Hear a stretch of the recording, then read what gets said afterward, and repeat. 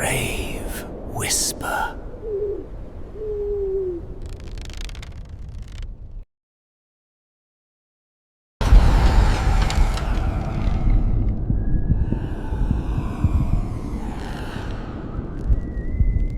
I didn't believe in ghosts when I walked through the iron gates of Eastern State Penitentiary.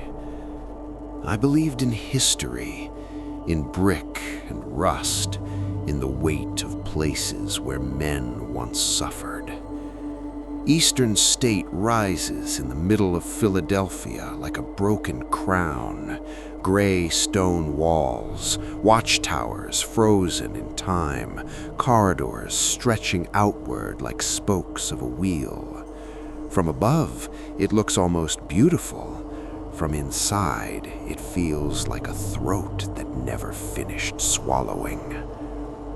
I had permission to be there after hours. I was recording audio for a documentary, ambient sounds, narration tests, room tone. The staff had warned me, once the sun sets, the building changes. They lighted lightly, the way people do when they half believe something and hope you'll laugh it away. I didn't laugh, but I didn't listen either. By the time the last tour group left, the penitentiary was quiet in a way modern buildings never are.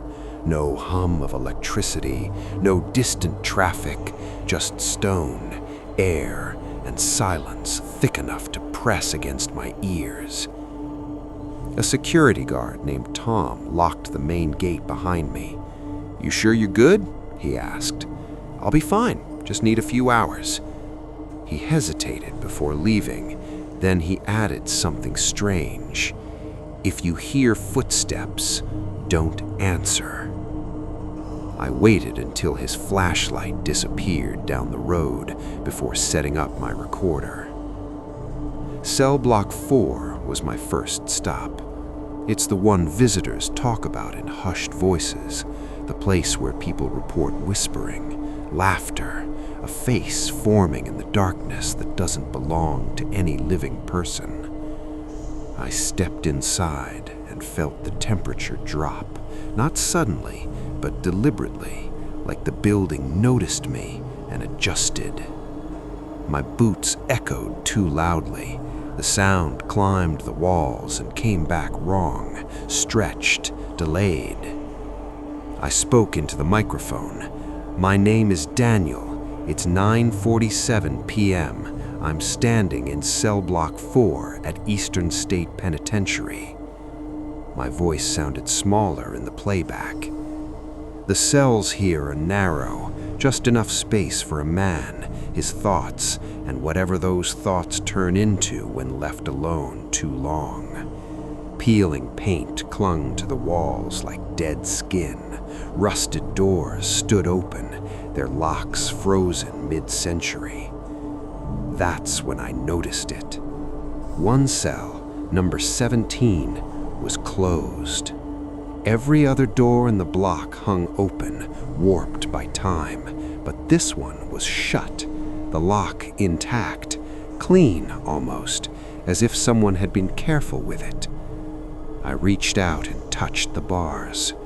Cold, not cool, cold the way metal feels in winter when it burns your skin. Inside the cell, the darkness didn't sit right. My flashlight beam bent strangely, like it didn't want to go all the way in. The air smelled different too. Not dust, not mold, something old, human. I told myself it was imagination. That's what you say when logic starts to lose its grip. I recorded a few seconds of silence. That's when the sound came. A breath. Not mine. It was slow, controlled, close enough that I felt it brush the side of my neck. I spun around, flashlight sweeping the corridor. Nothing. No footsteps, no movement, just the endless row of cells and the weight of the building watching. When I looked back at cell 17, the door was open.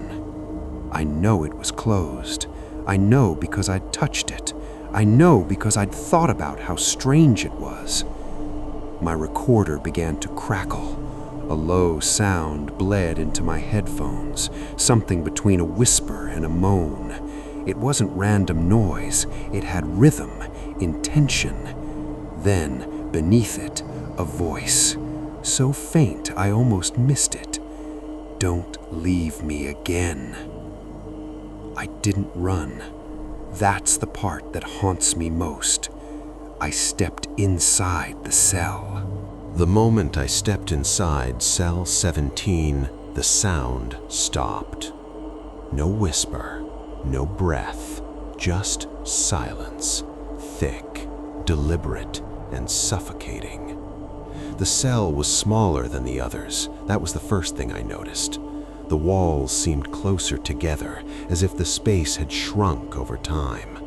My flashlight beam barely reached the back wall before the darkness swallowed it whole. I told myself to stay calm. I was there to document, not react. I spoke into the recorder again. Cell 17, door previously closed, now open, temperature noticeably lower. My breath fogged in front of me. The stone floor beneath my boots was uneven, worn down in the center, as if someone had paced the same short path over and over again. Back wall to door, door to wall, a groove carved by obsession. Then I saw the markings, scratches, dozens of them, cut into the stone at shoulder height. Not tallies, not words. These were frantic, curved, deep, made by fingernails that had been torn raw. My stomach tightened. Eastern State kept meticulous records, every inmate cataloged, every punishment logged. I knew that. There shouldn't have been anything unique left behind. I crouched near the back wall and felt something shift under my hand. A loose stone. I pressed against it, expecting resistance. Instead, it slid aside with a dull scrape that echoed far louder than it should have. Behind it was a cavity in the wall. Inside, wrapped in decaying cloth, was a bundle of papers. My first instinct was to put it back. Some deep animal part of my brain screamed that whatever was hidden there had been forgotten for a reason. I ignored it. The papers were brittle, ink faded but legible under my light. Prison intake forms, handwritten notes, disciplinary reports, all for the same inmate. Name redacted, cell 17, sentence indefinite, crime withheld by the warden. That alone was disturbing, but the dates made my chest tighten. The entries spanned decades, not years, decades. The handwriting changed over time, but the subject didn't. Different guards, different wardens, same prisoner. Always the same note at the end of each report. Subject continues to speak to individuals not present. I flipped the page. Subject claims the cell opens on its own at night. Another. Subject insists he has already died. My recorder crackled again. This time, the sound was clearer. Footsteps. Slow, heavy, bare. They weren't coming from the corridor. They were behind me. I stood up too fast and slammed my shoulder into the wall, heart pounding so hard I could hear it in my ears. I swung the flashlight around. Nothing. But the air had changed. It felt occupied, like standing inches away from someone in the dark. Then a voice spoke from inside the cell with me.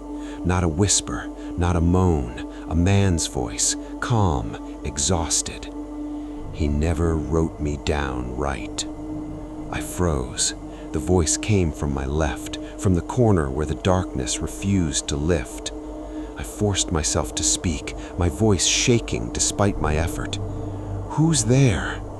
A pause. Then, Someone who finished his sentence. The temperature dropped again, sharp and sudden. My breath came fast now, fogging the air in uneven bursts. "I found your records," I said.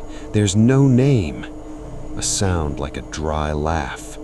"That's because I wasn't supposed to stay." My flashlight flickered. For half a second, the beam caught something in the corner, a thin, hollow shape pressed against the wall, human in outline, but wrong in proportion, like it had been stretched and starved by time itself. Then the light steadied. Nothing there. The voice continued, closer now. "They forgot to unlock my door." A cold realization settled over me. Eastern State once practiced solitary confinement so extreme that inmates were kept alone for years, sometimes decades. Some were driven mad, some were broken beyond repair. Some were forgotten. I swallowed hard. "When were you imprisoned?" I asked. The answer came immediately. "I don't know." Another step, closer. "I only know when they stopped coming." My recorder let out a shrill burst of static, and in the noise, I heard something else layered underneath. Screams, hundreds of them, echoing through stone. The voice spoke one last time, right beside my ear. "You opened it." The cell door slammed shut. The sound of the cell door slamming shut didn't echo. It absorbed the noise, like the stone itself had swallowed it whole. I spun around and grabbed the bars, pulling hard. The iron didn't budge. The lock, ancient, rusted, impossible, sat perfectly in place, as if it had never been opened at all. "No!" I whispered. The word felt useless the moment it left my mouth. I shoved the door again, harder this time, rattling the bars until the vibration climbed my arms and settled in my teeth. The metal was freezing now, burning my palms. "Hey!" I shouted. "This isn't funny!" The prison answered with silence. Then, slowly, something changed. The darkness behind me deepened, not thickened, gathered. I didn't want to turn around. Every instinct told me that whatever had been speaking to me no longer needed my permission to be seen. The voice returned, no longer tired, satisfied. They always panic first. I forced myself to face it. The corner of the cell was no longer empty. A man stood there, or what had once been a man. He wore a prison uniform that didn't belong to any era I recognized. The fabric clung to him as if it had grown into his skin. His frame was impossibly thin, joints bent at angles that suggested long confinement in too small a space. His face, that was the worst part. It looked unfinished, features blurred, like a memory recalled too many times. Eyes sunken so deeply they appeared carved out rather than hollowed. His mouth twitched as if it had forgotten how to rest. He was staring at the door, not at me. "I waited for them," he said quietly, "every night." "How long?" I asked. He tilted his head, listening to something I couldn't hear. "Long enough for the walls to learn my name," he replied. The cell seemed to breathe. The air pulsed outward, pressing against my chest, then receded. With each pulse, the stone walls crept closer, the ceiling lowering by inches. Panic surged. I slammed my fist against the door again. The impact rang through my bones, but the lock didn't so much as tremble. "I didn't mean to open it. I can close it again. I can call someone."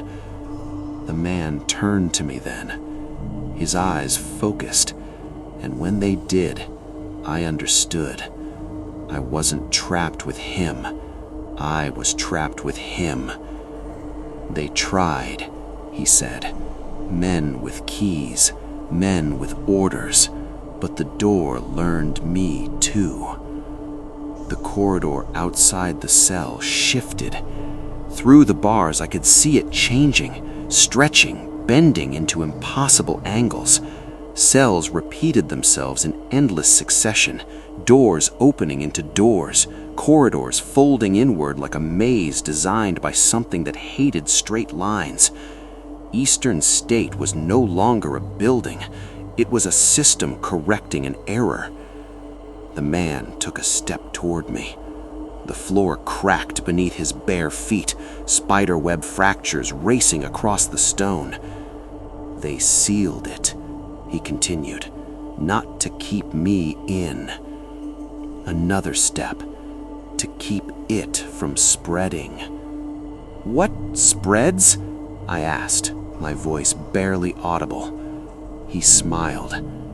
The walls screamed, not audibly, structurally.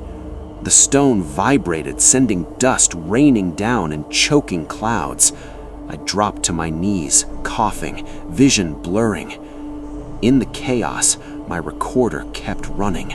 The red light blinked steadily, faithfully capturing everything. The man crouched in front of me, bringing his face inches from mine. I was alone so long that the prison started answering me. Memories, not mine, flooded my head. Men sobbing in the dark, fingernails tearing against stone, voices speaking back when no one was there. Isolation so complete that the mind tore itself open just to feel something looking back. I didn't die here. I became part of it. The screaming stopped. The walls snapped back into place. The corridor outside the cell looked normal again, empty, decaying, silent. The cell door clicked. Slowly, impossibly, it swung open. I didn't wait. I stumbled past him, nearly tripping over my own feet as I burst into the corridor. The cold followed me, crawling up my spine like grasping fingers. I ran. My footsteps echoed wildly as I sprinted through the cell block, past rows of open doors that now looked like mouths waiting to close.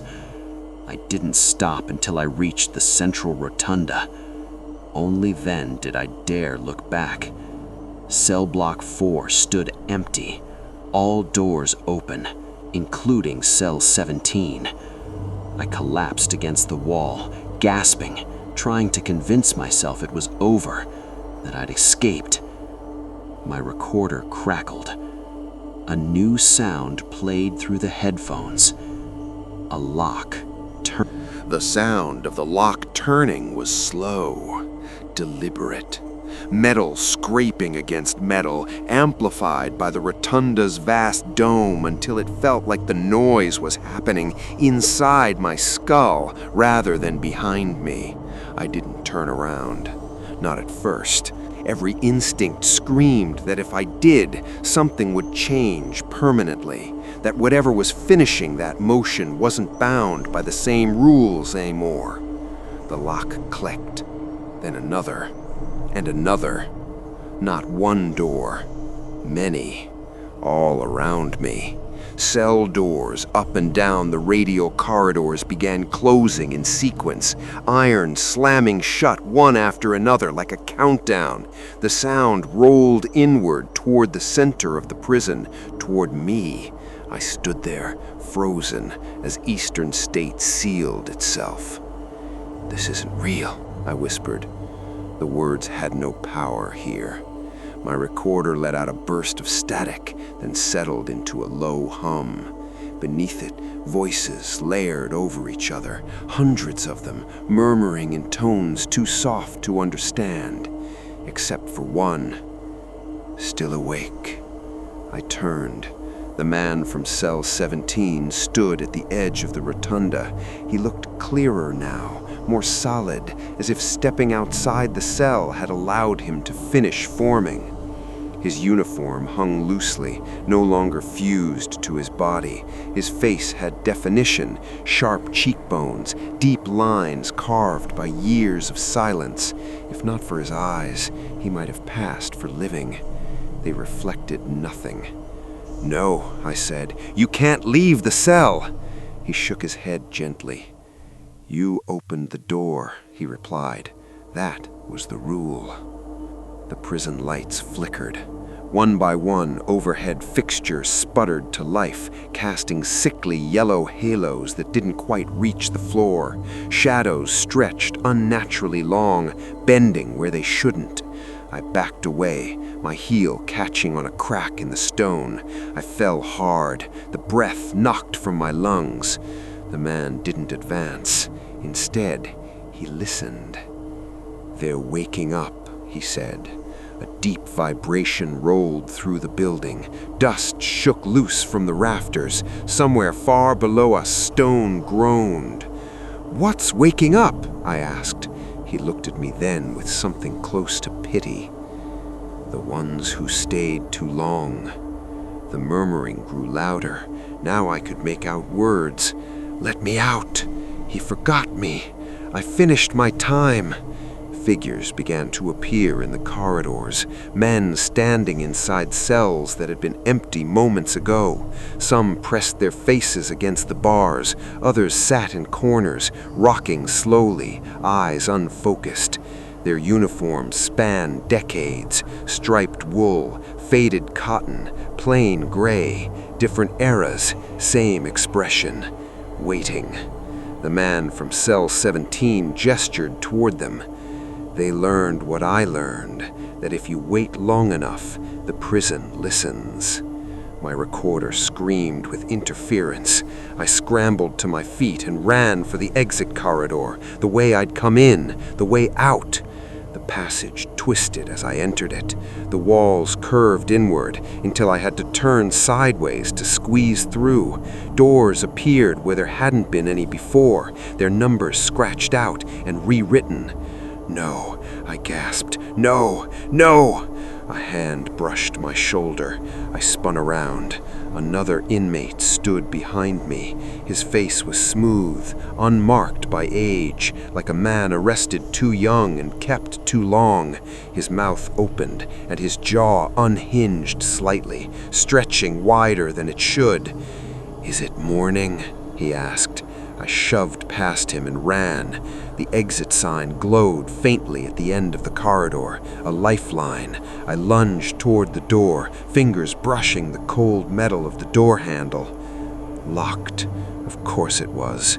Behind me, footsteps approached, not running, not rushing, patient. The man from cell 17 spoke again, his voice echoing through the corridor from everywhere at once.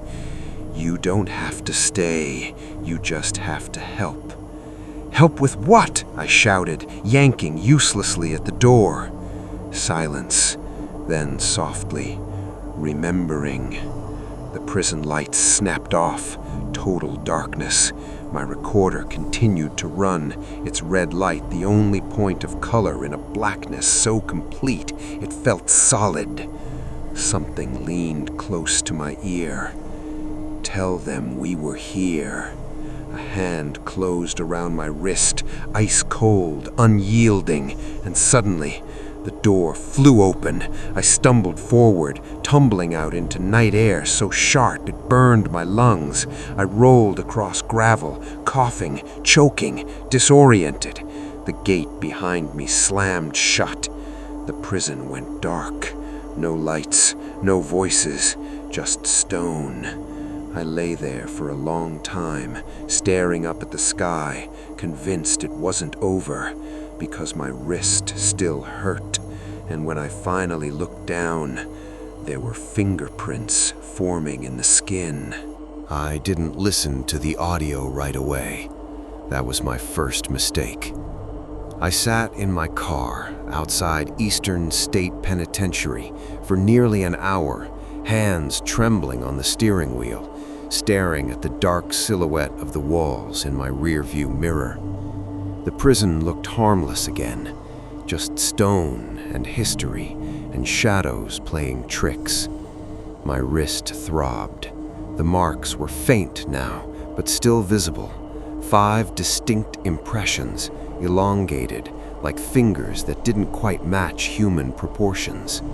I told myself it was stress, adrenaline, a panic reaction. I started the engine and drove. I didn't realize until I was halfway home that the recorder was still running. The red light glowed steadily from the passenger seat. I reached over and turned it off. The sudden silence felt wrong. At home, I tried to sleep. Every time I closed my eyes, I saw corridors folding in on themselves, doors marked 17 stretching endlessly into darkness, faces pressed against iron bars, mouths moving without sound. Around 3:12 a.m., I gave up. I plugged the recorder into my laptop. The file list loaded slowly, as if the computer was struggling with something heavier than data. There was one long audio file, nearly 4 hours, much longer than I remembered recording. I hovered over the play button, then hesitated. I wish I'd stopped there. The recording began with my arrival. Footsteps, my voice narrating the time and location, everything normal, clean. Then, cell block 4. The ambient sound dropped out entirely, replaced by a low-frequency hum that made my speakers vibrate. When I had been standing in the cell, I hadn't heard it, but it was there, constant, like a distant engine buried underground. Then, the door. The slam nearly blew out my headphones. I flinched, ripping them off, heart racing, even though I knew it was coming. When I put them back on, the voices started. Not one, many, layered so tightly they sounded like static at first. But when I isolated the track, slowed it down, cleaned the noise, I heard words, complete sentences. I'm still here. They said tomorrow. I finished my time. My own breathing came through the speakers, fast, shallow, panicked. Then something else. A second voice speaking directly over mine, perfectly timed, as if responding. That's what they all say. I stared at the screen. I didn't remember that exchange. I kept listening. The man from cell 17 spoke again, clearer than I'd heard him in person, calm, almost gentle. They stopped counting days after a while. There was a long stretch of silence after that, nearly 20 minutes, no movement, no footsteps, just that low hum. And then, a roll call. Names being read aloud, different voices, different eras. Some names were followed by answers. Present. Here. I'm here. Others were followed by nothing. Each silence lasted exactly 7 seconds. I checked the prison records online. Eastern State's original solitary system had been built around total isolation, no names spoken, no faces seen. Some inmates were referred to only by number. 7 seconds, the time it took for a guard to decide someone wasn't responding, the time it took to move on. My stomach twisted. The recording continued.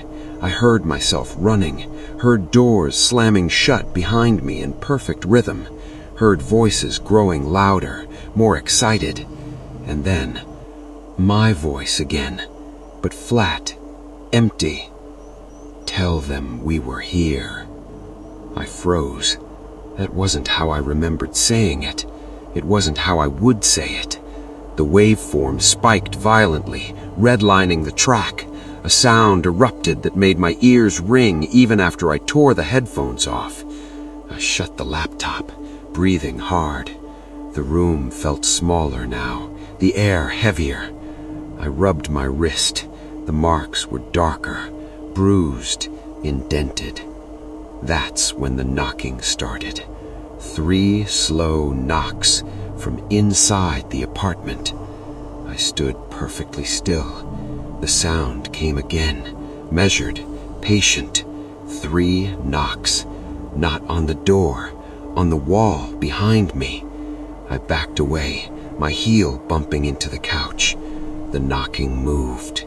Now it was closer, behind my ear, from the inside. The recorder, still connected to the laptop, clicked on by itself. The red light glowed. A voice came through the speakers, soft, familiar. You said you'd help. The wall flexed. The plaster cracked, lines spreading outward like veins. Something pressed against it from the other side. Something that had learned how doors work. I didn't listen to the audio right away. That was my first mistake. I sat in my car outside Eastern State Penitentiary for nearly an hour, hands trembling on the steering wheel, staring at the dark silhouette of the walls in my rearview mirror. The prison looked harmless again, just stone and history and shadows playing tricks. My wrist throbbed. The marks were faint now, but still visible. 5 distinct impressions, elongated, like fingers that didn't quite match human proportions. I told myself it was stress, adrenaline, a panic reaction. I started the engine and drove. I didn't realize until I was halfway home that the recorder was still running. The red light glowed steadily from the passenger seat. I reached over and turned it off. The sudden silence felt wrong. At home, I tried to sleep. Every time I closed my eyes, I saw corridors folding in on themselves, doors marked 17 stretching endlessly into darkness, faces pressed against iron bars, mouths moving without sound. Around 3:12 a.m., I gave up. I plugged the recorder into my laptop. The file list loaded slowly, as if the computer was struggling with something heavier than data. There was one long audio file, nearly 4 hours, much longer than I remembered recording. I hovered over the play button, then hesitated. I wish I'd stopped there.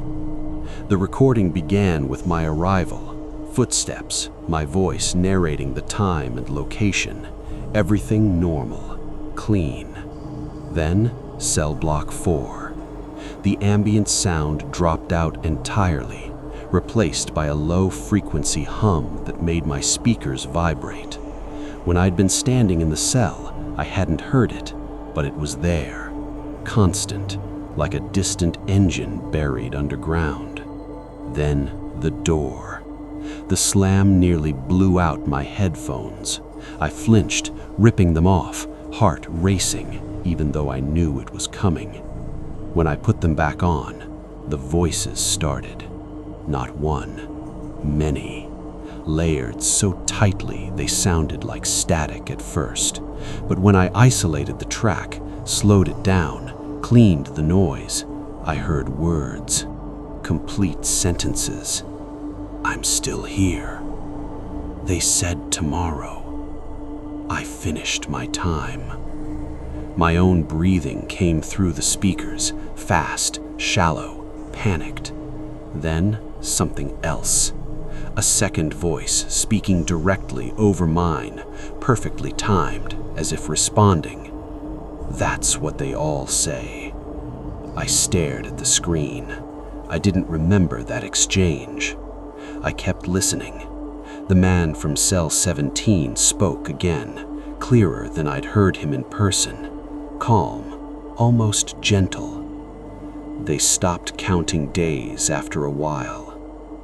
There was a long stretch of silence after that, nearly 20 minutes. No movement, no footsteps, just that low hum. And then a roll call. names being read aloud, different voices, different accents, different eras. Some names were followed by answers. Present. Here. I'm here. Others were followed by nothing. Each silence lasted exactly 7 seconds. I checked the prison records online. Eastern State's original solitary system had been built around total isolation. No names spoken, no faces seen. Some inmates were referred to only by number. 7 seconds.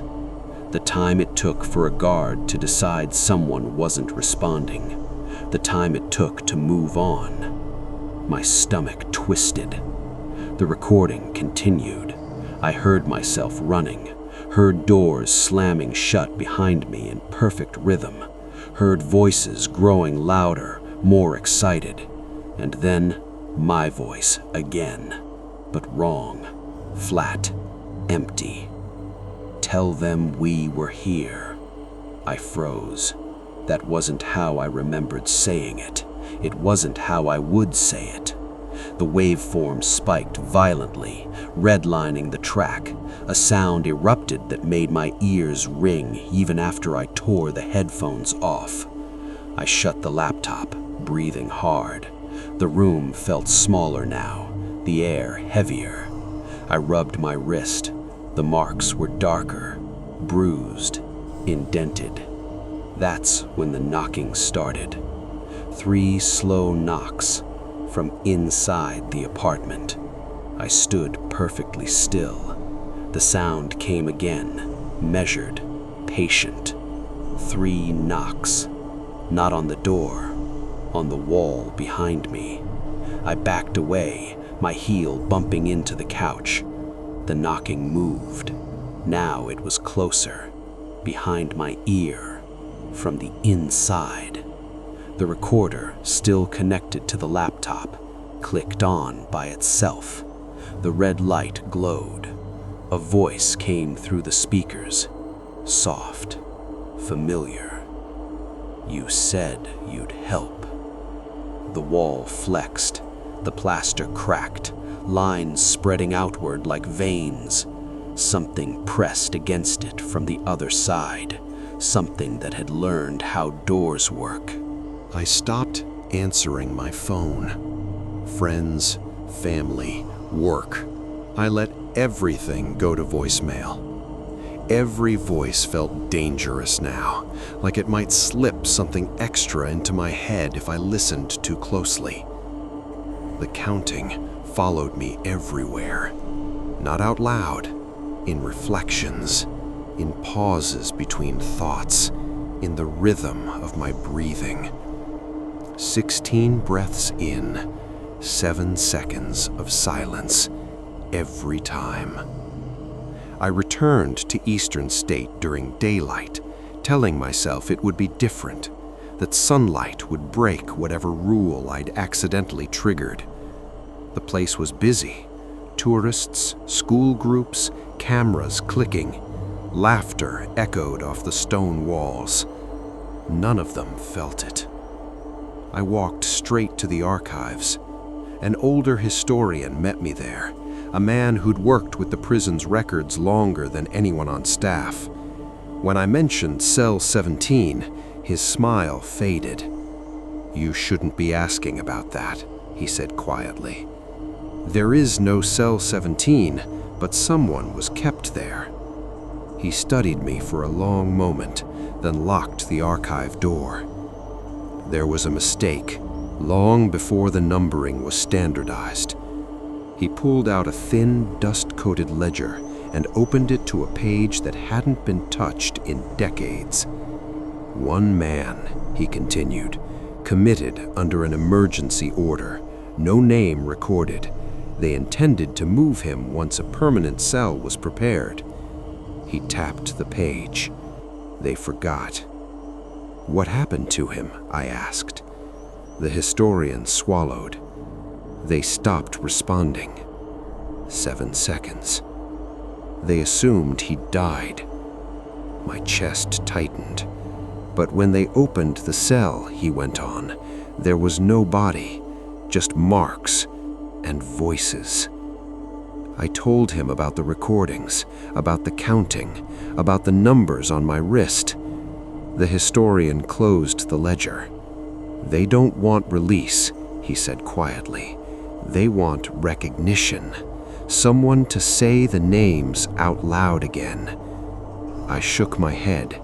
I don't know the names. He looked at me carefully. They do. That night, the recorder turned itself on at exactly 11:17 p.m. I sat at my desk, hands shaking as the familiar hum filled the room. My computer screen flickered, displaying text that I hadn't typed. Names scrolled downward, hundreds of them, some blurred, some scratched out, some repeated. Each name was followed by a pause. 7 seconds, then a whisper, "Here." I realized then what the count meant. They weren't counting prisoners, they were counting witnesses.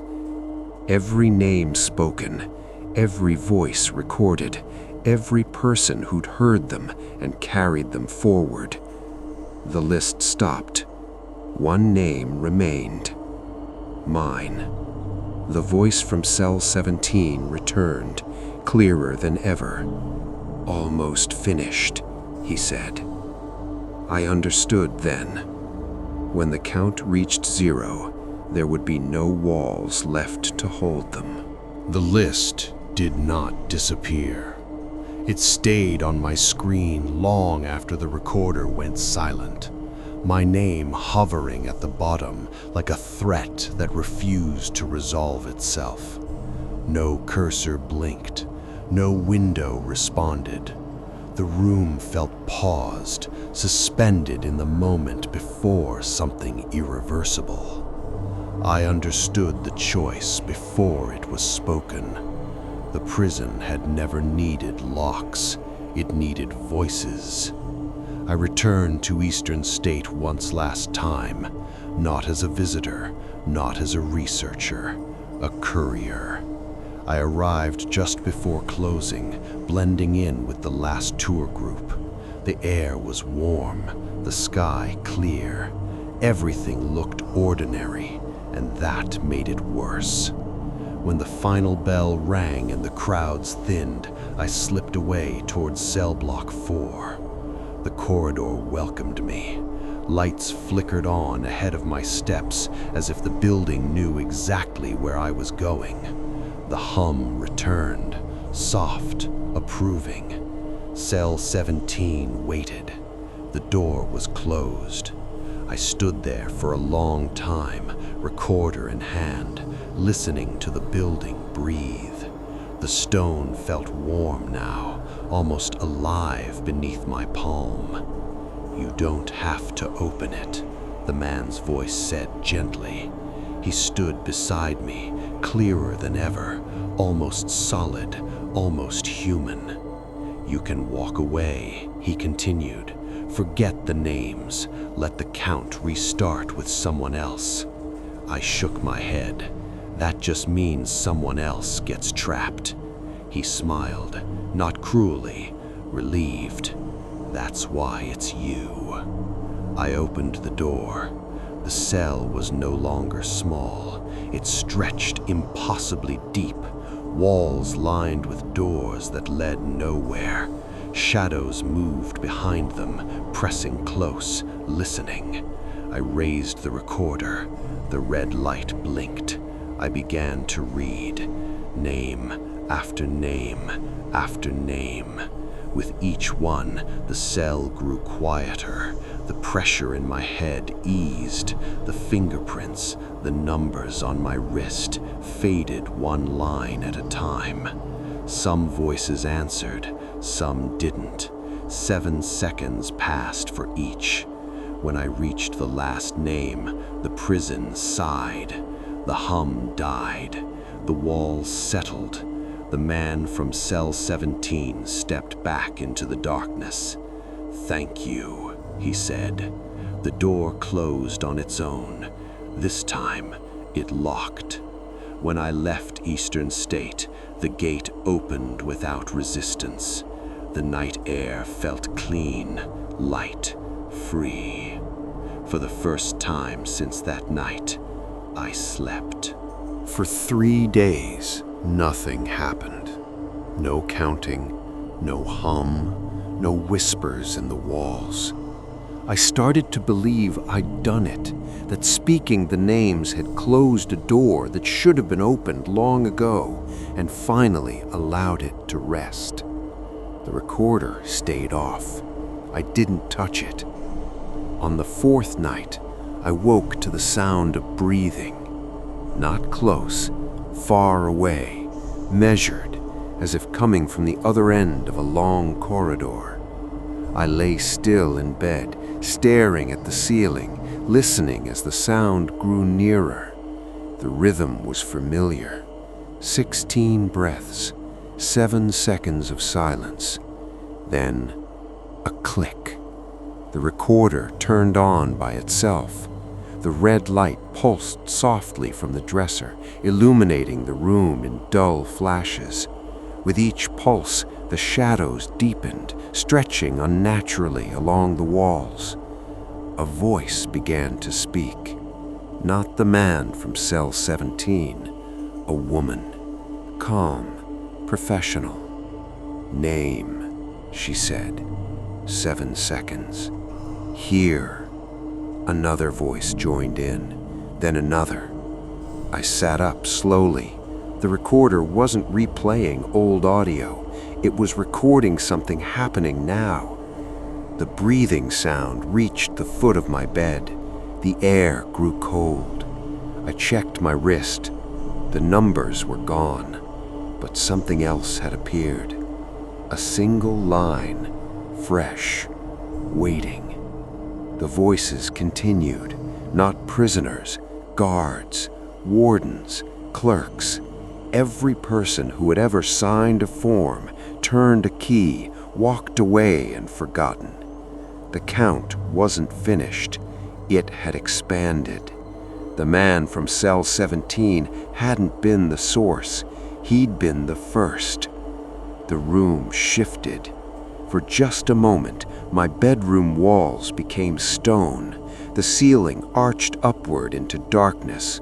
A door appeared where my closet should have been, iron, numbered, waiting. I understood then. Eastern State wasn't a place, it was a method. Isolation, given enough time, becomes a language, and languages want to be spoken. The recorder spoke again, in my voice. Continue. I didn't resist. I reached for it. I don't know how long I've been recording. Time doesn't work the same way once the count begins again. Seconds stretch, hours collapse. All I know is that the red light has never turned off. I'm sitting at my desk as I speak this, hands steady, voice calm, far calmer than I feel. The room looks normal if you don't stare too long at the corners where the shadows linger a second after the light moves away. The recorder wanted more than names. That was the final truth. Names were just the beginning, anchors, markers, proof that someone had existed long enough to be forgotten. What it wanted was a continuity, a voice to carry it forward. Every prison has walls. Every wall eventually fails. But a story, told often enough, never needs stone. When I reached for the recorder that night, it didn't feel cold anymore. It felt warm, familiar, like something I'd owned my entire life. The voices guided me, not with commands, but with gaps, pauses, 7 seconds long. They taught me where to speak, where to wait, where to listen. I began recording places that felt wrong: empty hospitals, closed schools, abandoned houses where the air still remembered footsteps, anywhere people had been isolated long enough to disappear. The recorder picked up voices every time, always polite, always patient, always waiting for someone to acknowledge them. And when I did, the place changed. Walls leaned in, doors appeared where none had been before, spaces learned how to close. I stopped trying to stop it. That was another mistake. You can't undo a system that works perfectly. You can only pass it on. I understand now why Eastern State never truly closed, why they turned it into a museum, why people walk its corridors every day and feel watched without knowing why. Because the prison doesn't need inmates anymore. It needs witnesses. That's what you are now. If you're hearing this, then the recorder worked. It found another set of ears, another voice capable of holding the silence between words. Listen carefully. You might hear it already. That low hum beneath my voice, that pressure behind your eyes, that feeling that the room you're in has just grown slightly smaller. Don't worry, that's normal. It means it's listening. I'm going to stop speaking now. I've done my part. In 7 seconds, you may hear a name. It might sound like yours. If you answer, the count continues. If you don't, it waits. And it is very good at waiting. Recording ends.